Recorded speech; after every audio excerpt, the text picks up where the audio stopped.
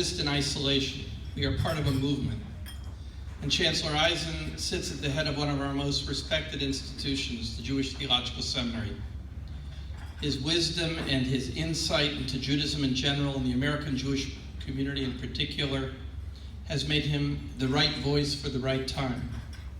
Thank you for all that you do on our behalf. Some of the other dignitaries who are here tonight have already been acknowledged. Congressman Ackerman, thank you for that beautiful gift.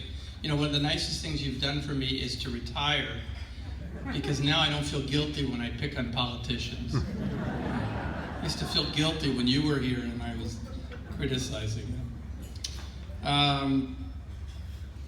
I also want to make a point that I appreciate each and every one of you who've made the time and the effort to join us for this celebration. You are all very special in my book. I'm deeply honored by your presence. When I was a kid, growing up in Cincinnati, Ohio, back in the 50s, it was customary that synagogues had 2 letters before their names, KK.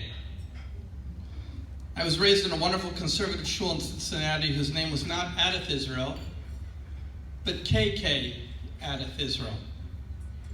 And as I said, it was very common. You may have known other shuls like this, KK B'nai Israel, KK Adath Shalom, and on and on. And as I got older, I came to learn that KK stood for 2 Hebrew words, Kehila Kadosha. But it wasn't until I was much older that I began to understand the purpose and the wisdom behind those 2 letters. Long before mission and vision statements were popular, every shul had a mini mission statement right there as part of its name. KK, Kehila Kadosha. We were supposed to be, we were challenged to be, we were imagined to be a holy community. Sadly, most shuls no longer put KK before their names. But as we celebrate tonight the 65th anniversary of this remarkable congregation, I believe these 2 simple letters remind us what we have been, what we are, and what we need to be as we chart our course for the next 65 years. Simply put, we are a Kehila Kadosha, we are a sacred community. Over the years, American shuls have dabbled in a lot of interesting experiments. Some, like ours, have even built pools. We sponsored camps, developed early childhood education, built beautiful facilities like this room to promote kosher parties. We added vodka to our latkes and put pizza in our huts. We have done outreach to young members, old members, single members. As a conservative shul committed to tradition and change, we have created a unique blend of comfort and love for our rich, sacred past and a desire to bring that past with us as we forge a new future. We've welcomed interfaith families and said to them that we want your journey to find a home with us.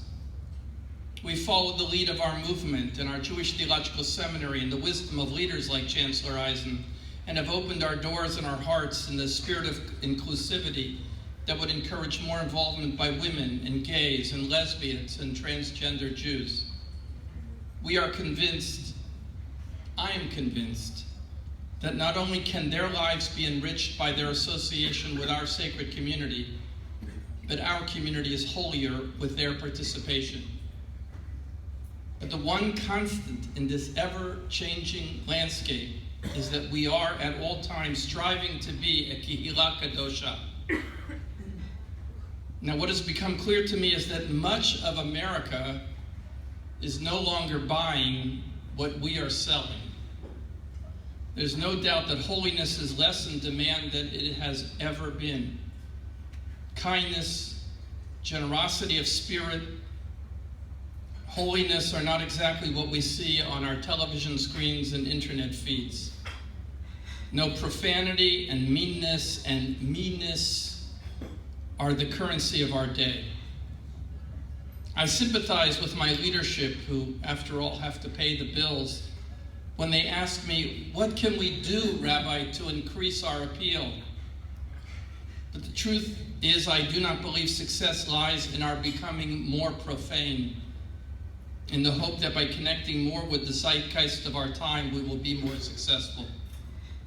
In the short term, we and synagogues the world over will struggle, but we will do what Jews have done in such challenging times. We will nurture the flame of our holiness, raise our children with a different vision of what life can and should be, and wait for the ill winds of this period to pass.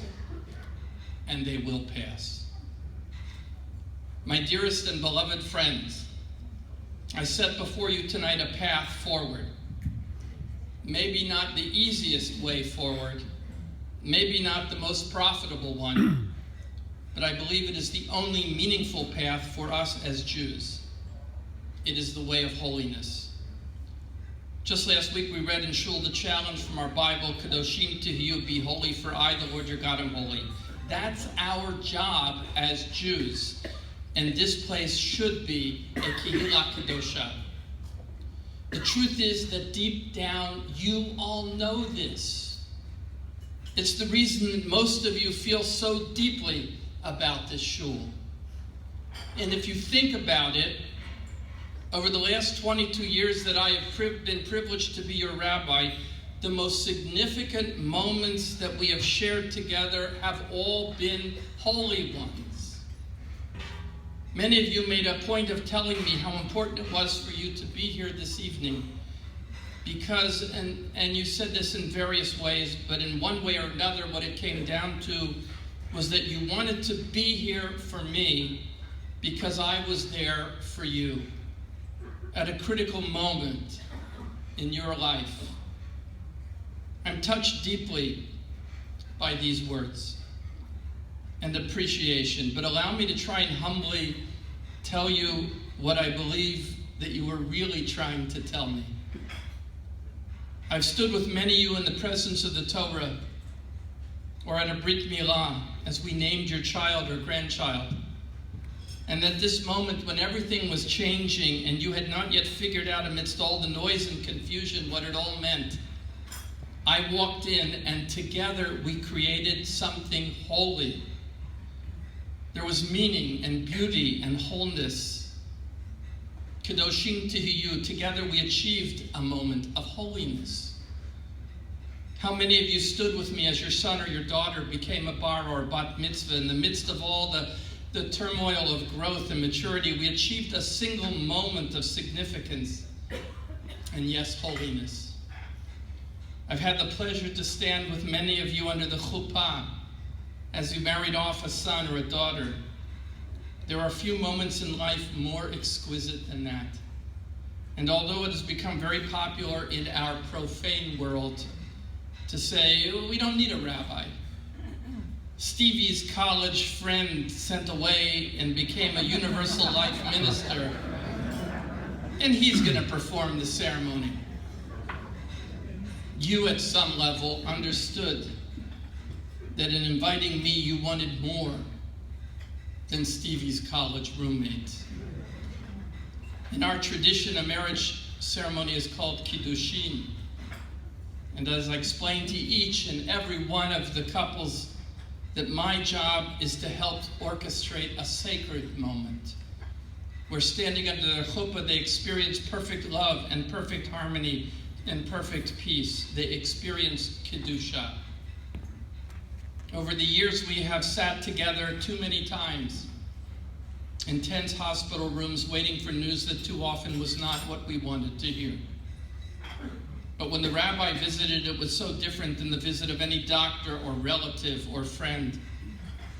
As we prayed together, and yes, sometimes even said vidui, the final confessional prayer, the sadness was not banished, but maybe a bit of the hopelessness was, as holiness entered and a larger tableau came into view. And how many times over the last 22 years I have stood with many of you at the graveside as you mourn the loss of a loved one. How many times have I walked into your homes when tragedy struck and death robbed you of that which was most precious in your life.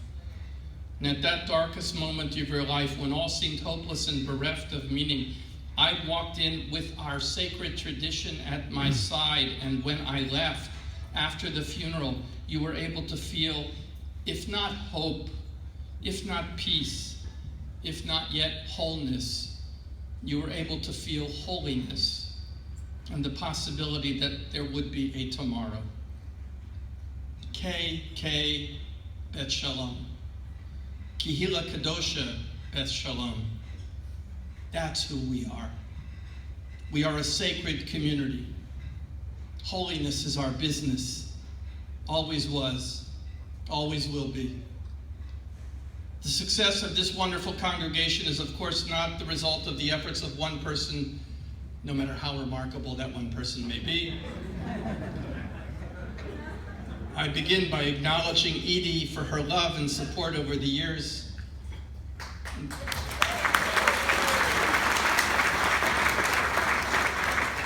Whatever I have accomplished, she gets a good deal of the credit. For you don't know how many times she kept me from making calls to some of you and saying things in retrospect it was better that I did not say. And how many times she made me make the calls to say the things that needed to be said. When I came home dejected and defeated, Ida reminded me why it was that I do this and made sure I did not give up. And when I came home feeling quite pleased with myself, she was always there to remind me that I was not nearly as good as many of you think I am. I am so proud that my children are here tonight. Dina and Daniel, Ari and Talia, Michael and Uri, Michal and Uri. At least I got Uri's name right. My daughter will understand. I am so proud of the adults you have become, the decision you have made, not the least of which in life mates, the courses you have charted, and the grandchildren you have given us. I look at you and I feel great love and pride, and truth be told, a bit like it's time for me to move off the stage and turn over the world to your more energetic and competent hands. I want to thank my brother Barry, his wife Alice, for joining us. In our Lucas family, we're about all that's left, and it's nice to have you here for these moments. I appreciate the love and support of my in-laws, Nathan and Mary Rellis, who were honored at their shul just last week. Naomi Danis, Rena and Aryeh Friedman. Since my birth family is shrinking, it's nice that my children's family is growing, and we are so happy to be able to celebrate together tonight. This is indeed such a wonderful shul, and we could not have achieved all that we have accomplished, first and foremost, without you, a dedicated group of members, a leadership that puts in unbelievable hours, is unbelievably patient, and gives so generously as many of you have done tonight, because you understand, you believe that what we are doing here is important, that our work is sacred work. We could not have achieved what we've achieved without a remarkable professional staff. To the wonderful team I work with each and every day, and we really are a team. Kendra Barney, who has become such a remarkable part of this incredible community, whose voice not only inspires us, but whose neshama endears us. Rabbi Kerbel, our associate rabbi, our newest team member, who's quickly becoming an integral part of our family. Sharon Solomon, who does such an exquisite job with one of the most demanding challenges in contemporary Judaism, trying to educate young Jews in an after-school environment as our religious school director, and does it with poise and maturity and love. Rabbi Jensen, who runs our Machon Hebrew High School with Rabbi Kerbel, and has become a beacon for our kids. Donna Bartolomeo, who gives her heart and soul to this shul each and every day, as she did for this event. Thank you, Donna.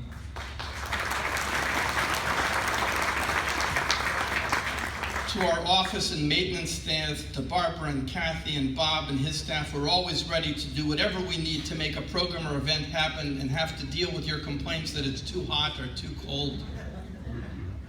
To Dawn Ruggiero, my assistant, I could not exist one day without your help and guidance. Rabbi, you really need to call this person now. To all our teachers in our religious school, our ECC, our Machon, and our family Shabbat educators, our camp staff, to Holly Firestone in the lead, our ECC staff, including Helene Cohn, who's retiring after 10 years. For 10 years, she has led our ECC with maturity and wisdom and with love. She nurtured each and every teacher and each and every student. We will miss you, Helene. Tonight, to all of you, I may be getting the credit, but you do so much of the hard work of making this a Kehila Kadosha. This congregation was served by two great rabbis before me, Rabbi Ariel S. Hyams and Rabbi Joseph Sternstein, Zichronam Livracha. We've benefited by cantors and educators, leaders in their field like Malka Mezahav, may she live and be well.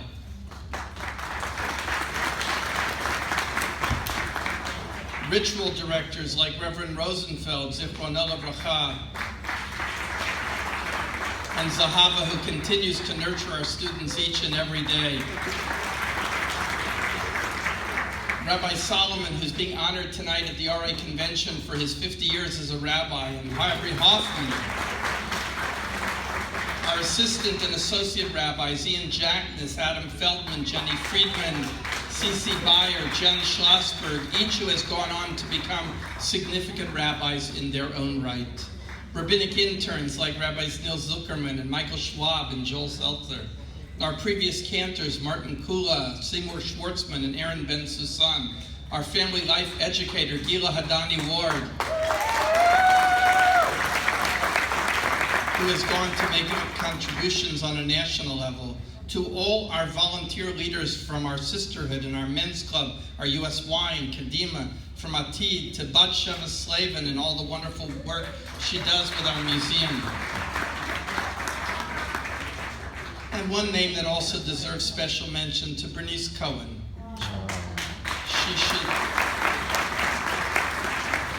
She should live and be well, although the truth is she's not well enough to be here. But for so many years, she was the heart and soul of this congregation, and agree with her or not, and often we did not. We never questioned that she would do anything to promote the welfare of this great shul. To the lay leadership of this great shul, 65 years of leadership, board members, executive board members, committee chair people, participants, 65 years of presidents, leading up to Pearl Halegua, who in that wonderful tradition continues to lead us with passion and dedication and love. I also want to make a special thank you to the committee that worked so diligently to make this evening a success, to chairs Lisa Levine and Karen Spitalnik. As you heard, Lisa and Richard had to go to Israel. Their son was unwell, but thank God he's doing fine. He was on a birthright trip, but he's doing great. Had a little illness, but he's doing fine. But we're glad they're with him, and we miss you for not being with us. To Rebecca Altman and Louis Naviascu, who did such a wonderful job with the ad journal. To all the names listed on the back of tonight's program, and of course, again, to Donna for tireless efforts. Oy, did I leave someone out? It's my greatest fear. You know, my choice was I could thank no one, and I can't thank everyone. What's a rabbi to do? Over 65 years, a shul like this is the product of thousands of people and millions of hours of dedication, and I hope you'll forgive me if I did not mention you specifically, or if I did not give you the appreciation that you truly deserve. Because you and I know that in this long list of thank yous, yours is really the most important name of all.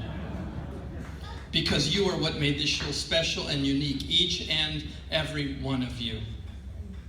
I hope I get to say thank you to each of you personally tonight, but just in case I miss someone, I want you to know how much I really do appreciate your taking the time to be here, what it means to me.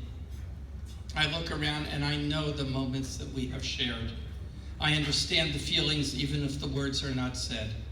I know, and I am deeply appreciative and humbled by your love. I think also of the many wonderful friends over the years, friends of ours who are no longer living, but were over the years the warp and the woof of this shul, giving it its unique character because so many of them were unique characters. I can't begin to list the good friends who are no longer with us, but whose presence I miss each and every day. They are gone but not forgotten, not by you and not by me. Now let me make this clear. This is not a farewell speech. There seems to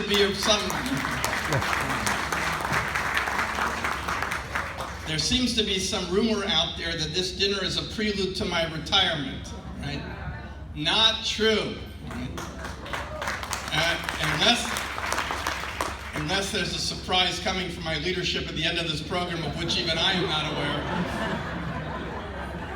Now, this is not about my leaving, not yet. Because we still have work to do together, you and I, to make this truly a Kehila Kadosha, a sacred community, a holy congregation. And when the time does come for me to hand over the rabbinic leadership of this remarkable shul to someone else, I don't know if I will leave him or her a larger shul or a wealthier shul, but I will do my best to make sure that I will leave him or her a shul that is truly a Kehila Kadosha. On Thursday night, we were at a wonderful event honoring our good friend Rabbi Neil Kersham on the occasion of his retirement after 31 years as the rabbi of the Huntington Jewish Center. And as part of their saying goodbye, they had a wonderful panel discussion on the American synagogue, past, present, and future. And one of the panelists said something that stayed with me. I referred to it in my comments from the Bima yesterday. She said that she thought the core message of Judaism is that we are better when we are together. I like that. We are better when we are together. I feel that tonight, and I look forward to creating many more moments of togetherness in the years to come. To all of us, Mazel Tov.